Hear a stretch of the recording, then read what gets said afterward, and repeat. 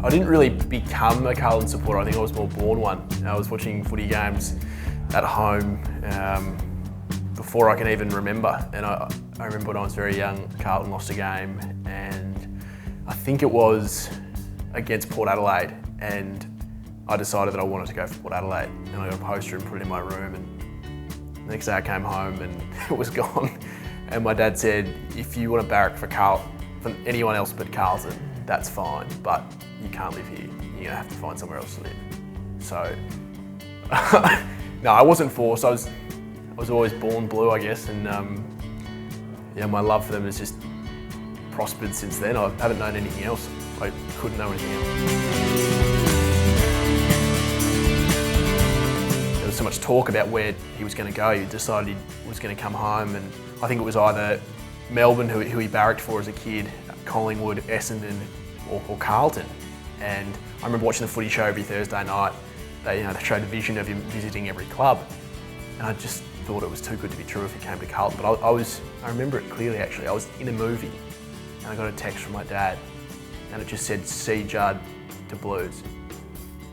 And I think I actually had to walk out of the movie and call him, and I just couldn't believe it.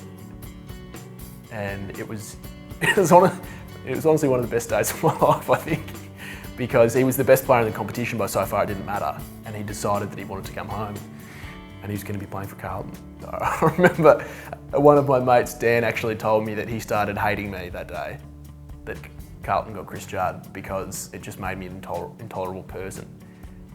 He brought a brand to the club. He brought a sense of unstoppability, for want of a better word. He was just not only such a good player and already a Brownlow medalist and a premiership captain at that stage, but he was something else.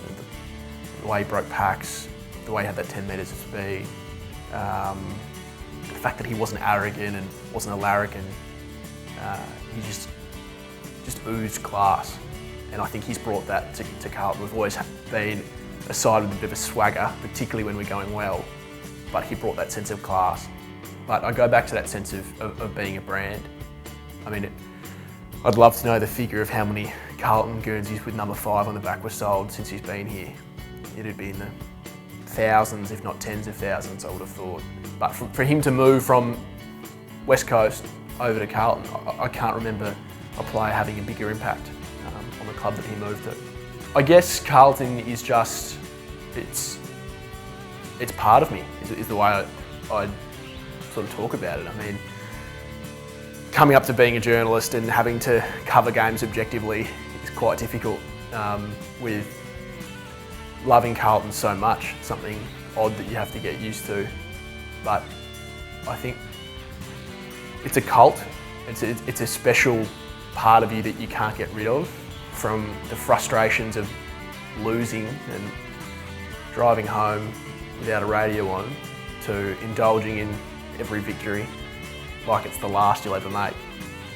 It's something special, and every club has something special about it, and you're always going to be biased to the one you support, but there's something about this place that still sends shivers up my spine, and it will continue, I think, for the rest of my life, because it's, as I said, it's what I've grown up with.